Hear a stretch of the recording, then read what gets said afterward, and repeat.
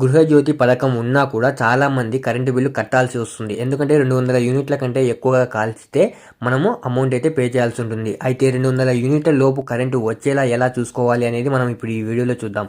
తెలంగాణలో కాంగ్రెస్ ప్రభుత్వం అధికారంలోకి వచ్చిన తర్వాత గృహజ్యోతి పథకాన్ని తీసుకొచ్చిన విషయం మనందరికీ తెలిసిందే. ఈ పథకం కింద 200 యూనిట్ల లోపు కరెంటు వాడే వాళ్లకు ఉచితంగా విద్యుత్ అందిస్తోంది ప్రభుత్వం. 200 యూనిట్ల లోపు కరెంటు వాడేవారు బిల్లు చెల్లించాల్సిన పని కూడా లేదు. ఒకవేళ 200 యూనిట్లు దాటితే కరెంటు బిల్లు చెల్లించాల్సిన అవసరం అయితే ఖచ్చితంగా ఉంటుంది. కాబట్టి 200 యూనిట్ల లోపు కరెంటు రావాలంటే పాటించాల్సిన కొన్ని చిట్కాలేంటో మనం ఇప్పుడు ఈ వీడియోలో చూద్దాం. ఇంట్లో కరెంటు బిల్లు ఎక్కువగా వస్తోందని చాలామంది బాధపడుతుంటారు. అయితే దీనికి ప్రధానమైన కారణం మన అజాగ్రత్త అని చెప్తున్నారు నిపుణులు. ఇందులో చాలా వరకు ఉపయోగించని పరికరాలను ఆఫ్ చేయకుండా ఉండడం, పాత టెక్నాలజీ పరికరాలను వినియోగించడం, అధిక శక్తిని తీసుకునే గ్యాడ్జెట్లను తరచుగా వాడడం వంటివి ఈ బిల్లు పెరిగే అవకాశాన్ని పెంచుతాయి. కొన్ని జాగ్రత్తలు పాటిస్తే ఇంట్లో విద్యుత్ వినియోగాన్ని సగానికి తగ్గించుకోవడం కూడా సాధ్యమవుతుంది అని చెప్తున్నారు. చాలామంది ఇంకా ఇంట్లో పాత CFL లేదా పసుపు లైట్లు వాడుతూ ఉంటారు. వీటికి బదులుగా LED బల్బులను మార్చుకుంటే విద్యుత్ చాలా తక్కువగా వస్తుంది అని చెప్తున్నారు. LED బల్బులు సాధారణ బల్బులతో పోల్చితే 70 నుండి 80% వరకు తక్కువ విద్యుత్తుని వినియోగిస్తాయి. దీనివల్ల బిల్లు తగ్గడమే కాకుండా దీర్ఘకాలం పనిచేస్తాయి కూడా. ఇంకా టీవీలు, ఛార్జర్లు, మైక్రోవేవ్లు ఆఫ్ చేసిన ప్లగ్లో వేసి ఉంచినంత వరకు స్టాండ్ బై పవర్ తీసుకుంటూనే ఉంటాయి.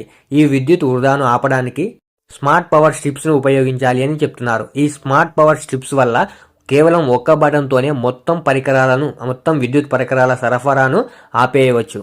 ఇక మనము ఎలక్ట్రానిక్ డివైజులు ఏవైనా మనము కొనడానికి వెళ్ళినప్పుడు ఈ ఎలక్ట్రానిక్ డివైజులు కొనే సమయంలో BEE స్టార్ రేటింగ్ని అయితే తప్పగా చూసుకోవాలి అని చెప్తున్నారు. ఎందుకు అనంటే ఈ 5 స్టార్ రేటింగ్ ఉన్న ఫ్రిడ్జ్ కానీ, AC కానీ, టీవీ కానీ, వాషింగ్ మిషన్ కానీ ఇలాంటివన్నీ కూడా కొంచెం ఎక్కువ కాస్ట్ అయితే పడడం జరుగుతుంది. అయినా కూడా ఇవి చాలా తక్కువ కరెంట్ని అయితే తీసుకుంటాయి. కాబట్టి ఇటువంటి వాటిని తీసుకోవడం ముఖ్యమని చెప్తున్నారు. దీర్ఘకాలంలో ఈ పరికరాలు మీ కరెంటు బిల్లును చాలా వరకు తగ్గిస్తాయని చెప్తున్నారు. అదే పాత పరికరాలు ఎక్కువ విద్యుత్తును లాగి బిల్లును పెంచుతాయని కూడా చెప్తున్నారు. ఇంకా మనం ఇళ్లలో వాడే గీజర్ విద్యుత్ వినియోగం మాత్రం చాలా ఎక్కువగా ఉంటుంది. కాబట్టి అతి అవసరం ఉన్నప్పుడు మాత్రమే ఆన్ చేయాలి అని చెప్తున్నారు. స్నానం చేసే 5 నిమిషాల ముందు ఆన్ చేసి ఉపయోగించిన వెంటనే ఆఫ్ చేయడం మంచిది అని చెప్తున్నారు. కొంతమంది ఆన్ చేసి అలాగే గీజర్లను ఉంచుతూ ఉంటారు. ఇలా చేయడం వల్ల గీజర్లు ఎక్కువగా విద్యుత్తును వినియోగించుకుంటాయి. ఇంకా మనము వాషింగ్ మిషన్ల విషయానికి వస్తే బట్టలు కొద్దిగా వేశాక మిషన్ను నడపడం వల్ల కరెంటు చాలా తక్కువగా వృధా అవుతుంది. అందుకే వాషింగ్ మిషన్కు సరిపోయేంత వరకు దుస్తులను సేకరించి తర్వాత ఒకేసారి ఫుల్ లోడ్తో వాష్ చేయాలి అని చెప్తున్నారు. అలా చేస్తే విద్యుత్ వినియోగం తగ్గి బిల్లు కూడా తగ్గుతుంది అని నిపుణులు చెప్తున్నారు. ఇలాంటి మరిన్ని ఇన్ఫర్మేటివ్ వీడియోల కోసం మన ఛానల్ను సబ్స్క్రైబ్ చేసుకోండి. వీడియో నచ్చితే ఒక లైక్ చేసేయండి.